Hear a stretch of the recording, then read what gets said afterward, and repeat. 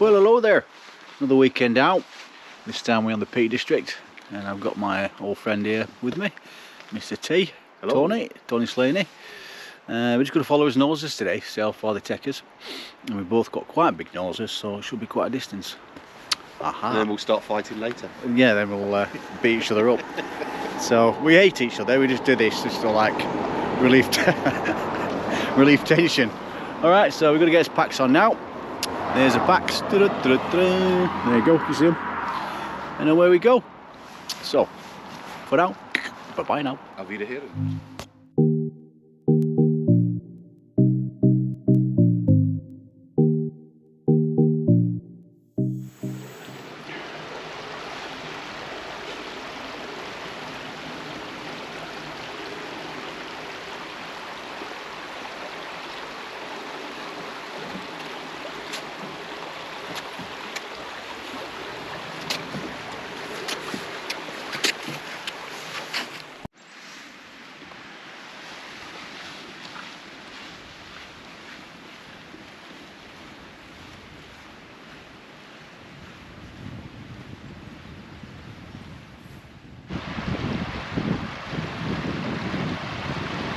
Working?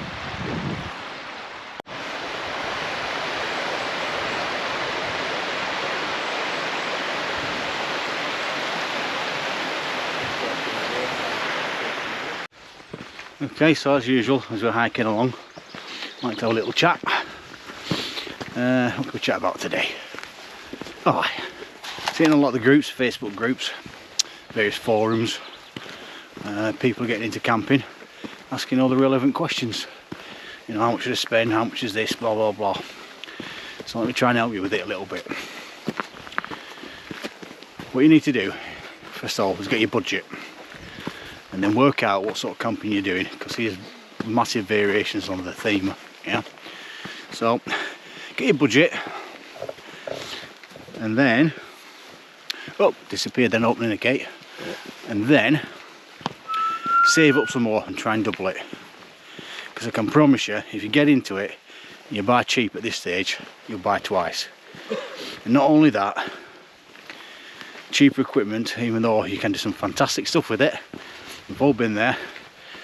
It's not technical, and technical means it's been tested in conditions, and that's why you get good tent manufacturers like Top Tent, Hilleberg, Terra Nova.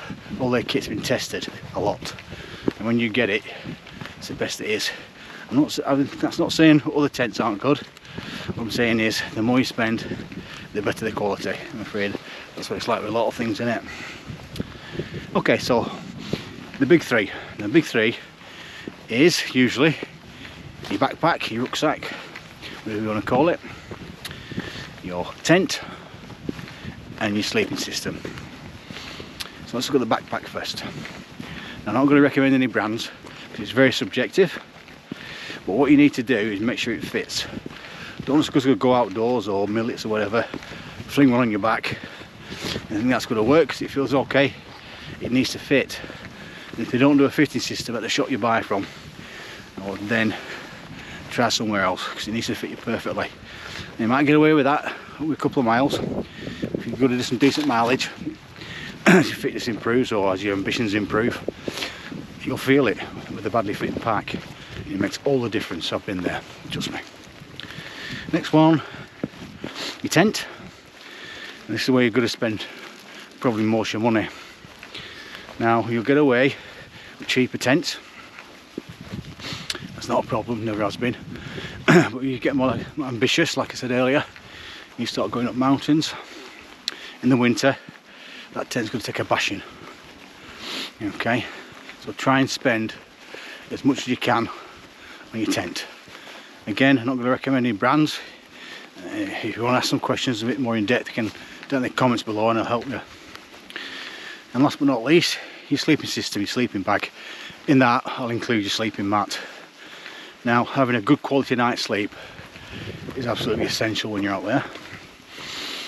Good night's kip is everything.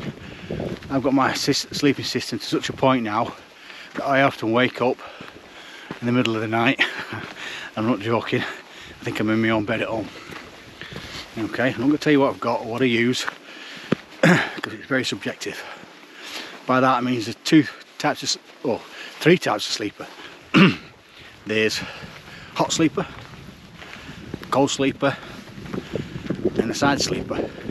And you've all got to take into consideration when you're buying your mat and your sleeping bag or your sleeping system.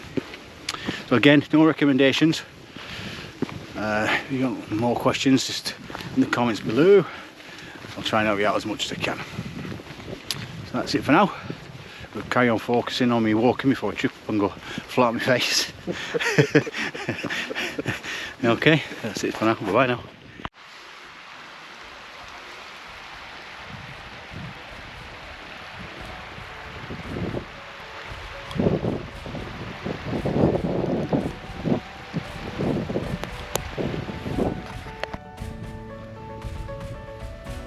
That's a decent spot. Back here, mate. Yeah, jackpot. Nice flat areas. Got running water. Sit down toilet.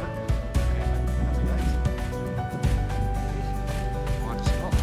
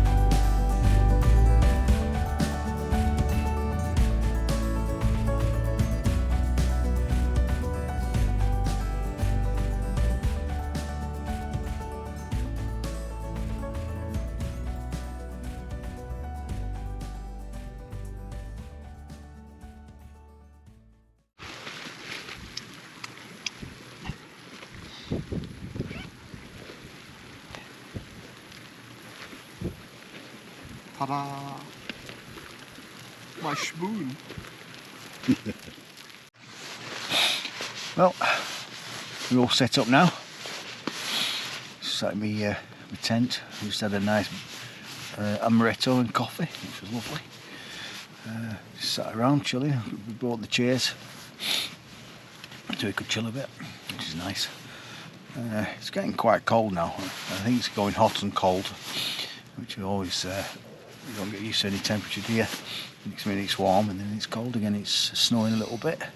It's quite nice out there. So I think I'm going to get something to eat now, maybe a glass of wine or two. Okay, so for now, bye bye now. Really weird. Hey ho. But it is nice. It's good conditions. We're just sat here talking rubbish. Well, mixed talking rubbish. I'm having to listen and laugh and pretending to get his jokes. He's 64, you know. It's not dementia.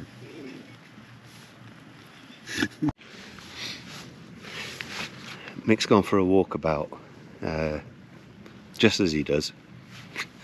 We've had our scoff, had a few drinks, but just to tell about Mick's past. We first met back in 1980. I just joined the Squadron 249. It was an Arctic and Mountain Warfare unit, and to date, it's still one of the funniest things I've ever seen in my life. In those days, the flasks were glass tubes encased in a plastic or metallic cover, etc., etc., and you pour the fluid in, kept it hot. But that meant, because it was glass, that it needed to be treated with gentle care. Something soldiers, particularly Arctic warfare guys, skiing, etc., were not prone to do.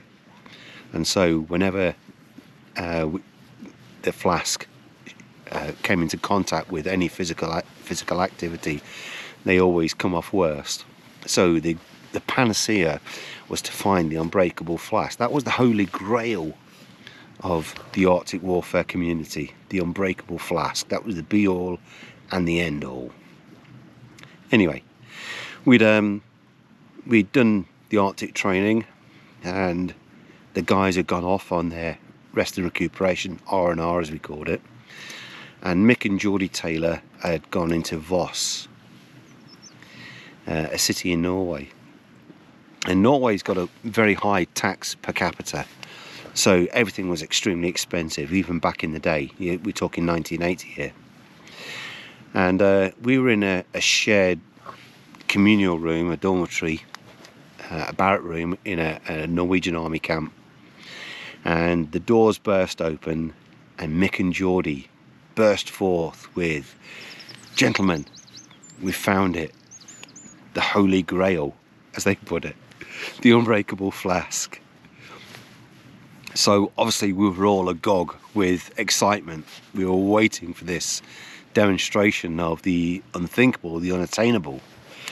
And it's like a double act. It was the Morecambe and Wise of their day, Mick Fitzpatrick and Geordie Taylor. And they explained. We're in Voss.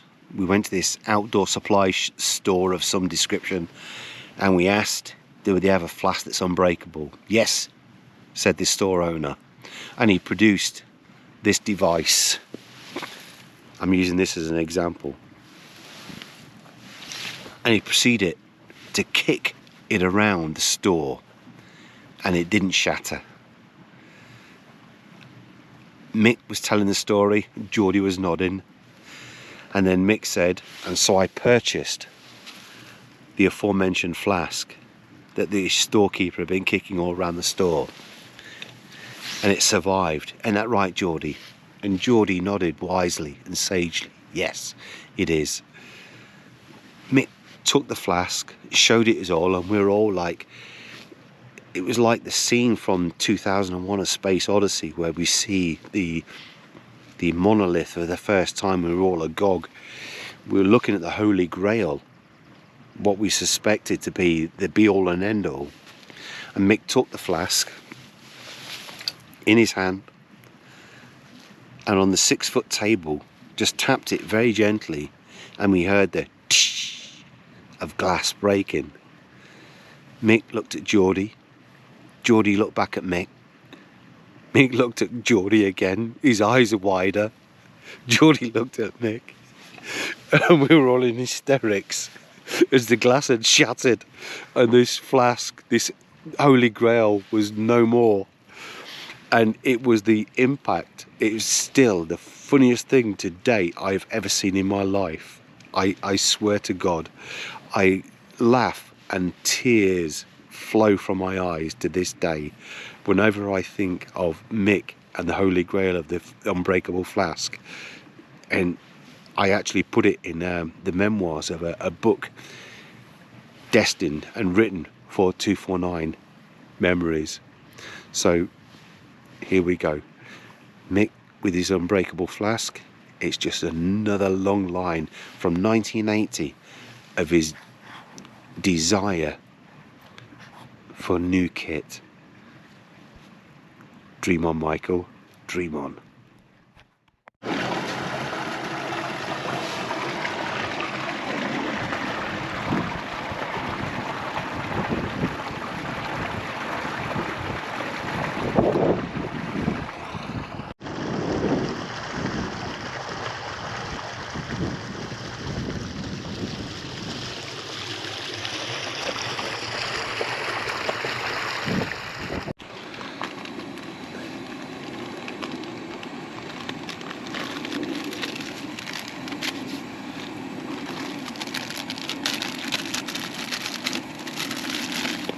The important stuff.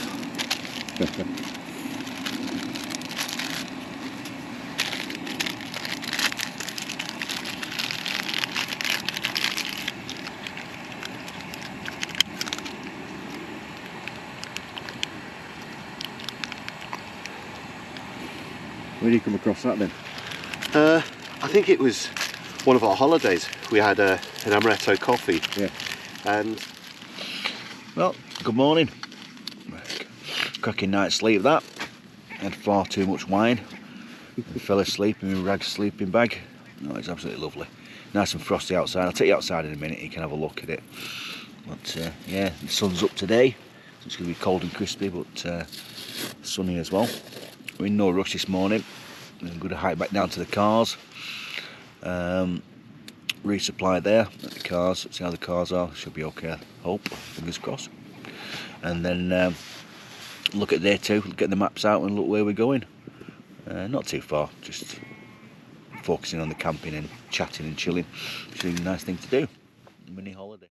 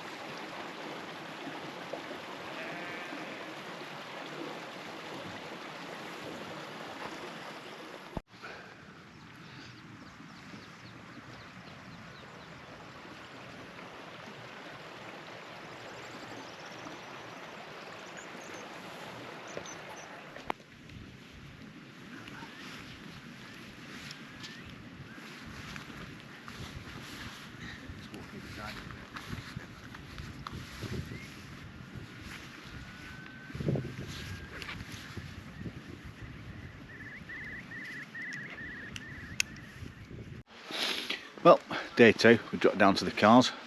Do that quite a lot nowadays. Drop down to the cars, resupply, replen. And fortunately, when we got down to the cars in this lay-by, around there, can you see it? In shot.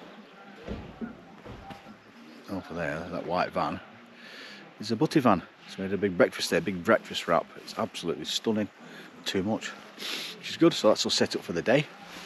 The next plan is to have a quick wrap. Oops, start that one again. Next one is to have a mat recce and see where we're going tonight. Again, no great distance. Just find a nice spot and camp up. Well.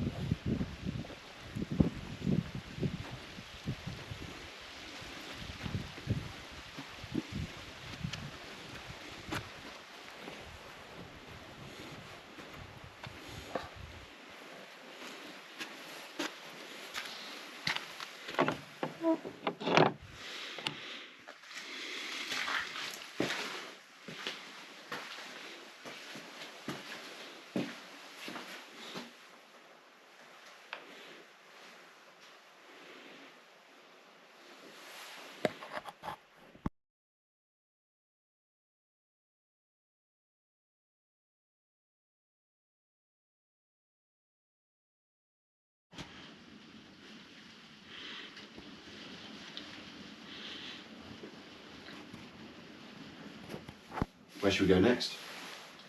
I have no idea, mate. What do you fancy? I've always had a hankering for Sherwood Forest.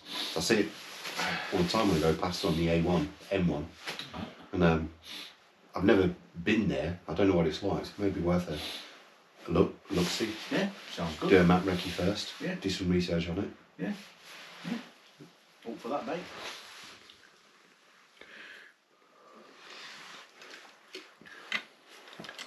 Condor. Yeah.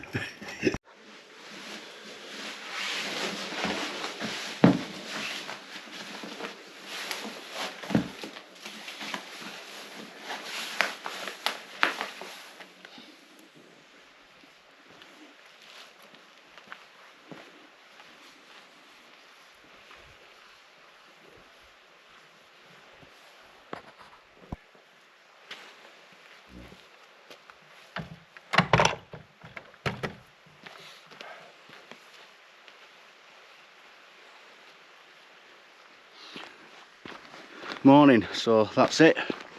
We just had a nice hot brew. So we tend to have on the last day. Nice hot brew, and we're making his way back to the cars now. As you saw in the previous bits, stumbled across a boardie last night. I did know about it, but I kind of forgot about it. That's an age thing. Yeah, it's been a great weekend, always is. Spent a long time in the boardie last night and yesterday, but we just chat away. Kills a bit of time, it's great. So anyway, back to the cars now. Got a few miles to go.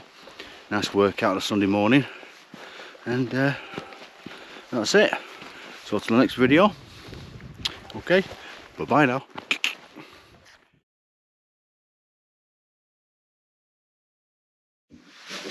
So, where do you fancy going next? To heaven and back. Oh God. Yeah, so Like I said before, I reckon a good shout will be show. Focus, Michael. Focus. Alright, so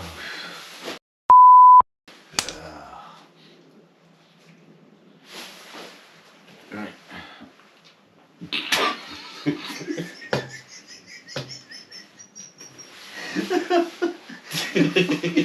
Oh, fucking great. Oh, God.